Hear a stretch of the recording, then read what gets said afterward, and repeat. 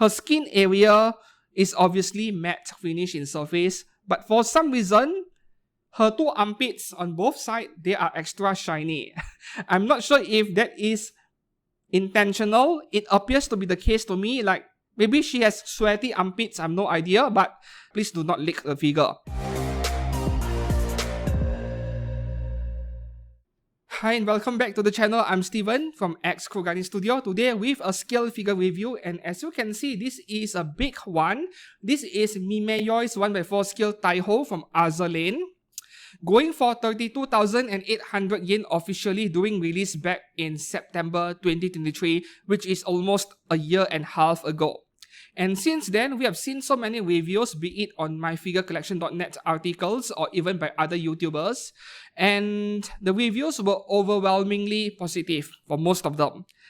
However, I am one picky mofo, having collected figures for more than 15 years, so I am not going to be as kind to anime figures in general whenever I find something worth complaining about. However, there is no denying that this figure is legendary. It is such an icon in the world of Azur Lane figures. There are maybe 200, 300 Azur Lane figures out there by now, regardless of scale. But this is one of those Azur Lane figures that people remember best. Everyone knows this figure.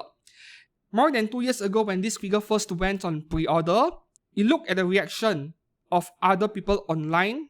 It was hard to describe in words, like everyone wanted this figure. For a very obvious reason. She looks majestic, she looks incredible, very beautiful even.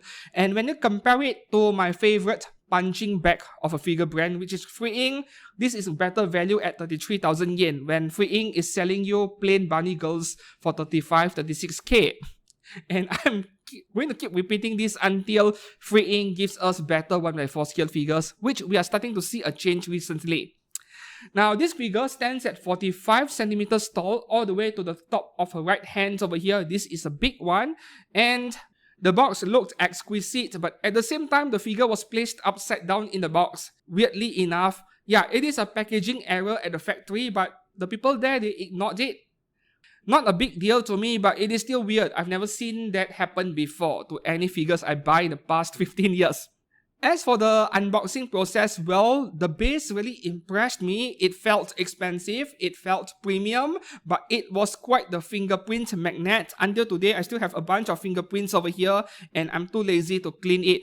The assembly, when you plug the figure into the base, it was kind of tight, and the figure being so heavy, I was a bit concerned with this plastic block over here. These red color plastic blocks that surround her foot. Yes, the metal pack itself, it is metal, right? But what about the plastic surrounding the metal pack? I'm a bit concerned over here. As for the stability of this figure with both legs plugged into the figure, this is a fairly rigid figure. Wobbles ever so slightly, but this is way above average for something that is so top heavy. So for stability, yeah, this would be maybe a 7 out of 10. Quite good, in fact. No, not much complaints from me. As for the tightness, right, when I pushed the figure into the base, it was a bit tight, like very tight, and I was too afraid to push the figure all the way down, you know, just in case I want to take her apart and sell the figure later. I might sell it. Yes, that's the thing. Because I bought this figure with the main intention of reviewing it and seeing the figure for myself, how good it is in actual person. So, with that in mind, moving on to the sculpting department, my final verdict on her face, on her mouth region, yeah, I'm not sure if I like it. So this figure, when I look at her from a distance from far, she looks beautiful. If this is something to display at home on your shelf, in a living room, in the bedroom, whatever it is bound to catch people's attention. And everyone would be full of praise when they see this figure and then point out the opai, ha, that is your taste. But anyways, that is what the figure looks like from distance. She looks majestic. But close up, when I inspect the figure up close, her mouth region, I can't help but feel that her teeth are kind of protruding out.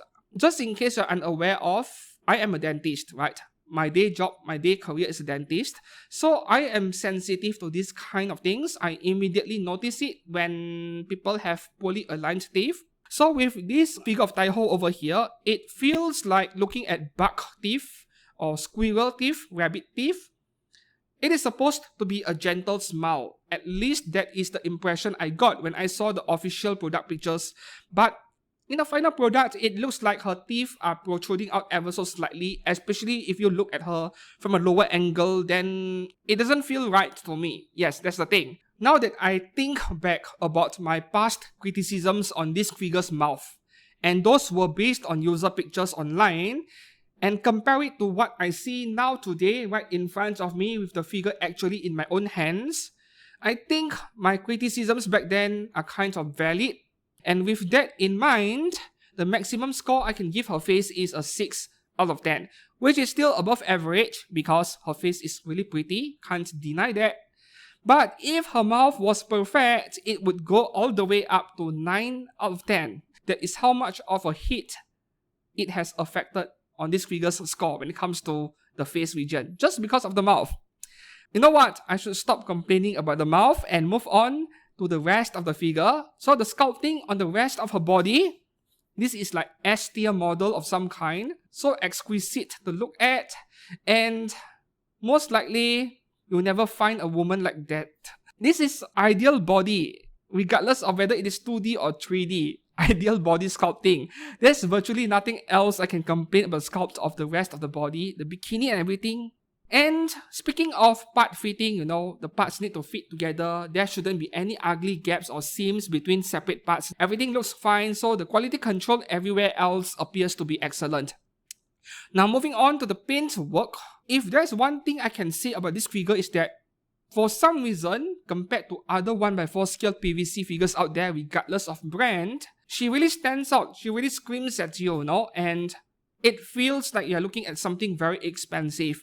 I'm not sure if it is the very vibrant red and black color combination over here combined with a super gloss finish. It is really striking. It makes the figure look more expensive than it actually is, and that could only be a good thing, right? You look at the black stockings over here, supposed to be just gloss black, but there is a slight amount of shading and weathering, so there is some depth to the paintwork.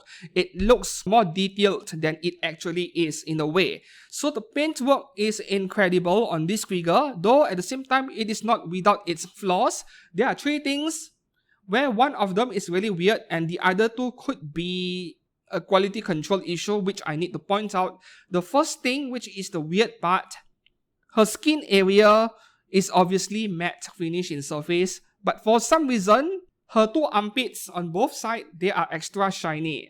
I'm not sure if that is intentional. It appears to be the case to me, like maybe she has sweaty armpits, I have no idea, but those are the 2 only parts on her skin which are extra shiny, extra glossy for some reason. Sweaty armpits, but please do not lick the figure. The next problem, which I suspect is a QC issue, is both of her shoulders over here, right? If you shine the figure under a bright light source, you'll see a clear layer of material that is covering her skin, her shoulder skin over here near the red color leather jacket. I suspect that is excess glue, additional glue leaking out when they glued the red colored leather jacket onto the figure from behind. Then you have excess glue flowing out. That could be the case. I can't think of anything else other than glue. So that is definitely a QC issue. I don't think they need to apply so much glue.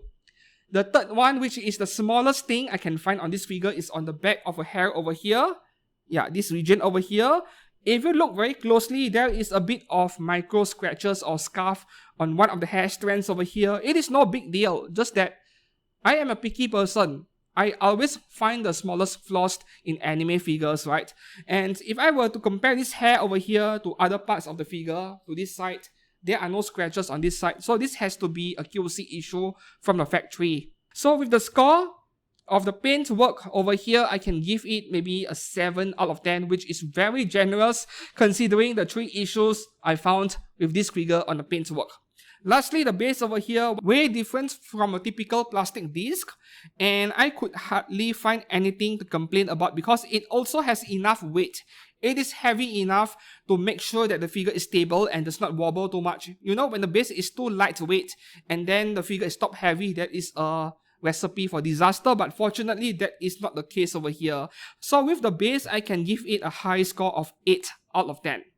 So as a conclusion for this figure of Taihou over here, I would say, it really depends on how picky you are as a figure collector. Some people, they just buy the favorite characters, and if there are small flaws, they forgive it.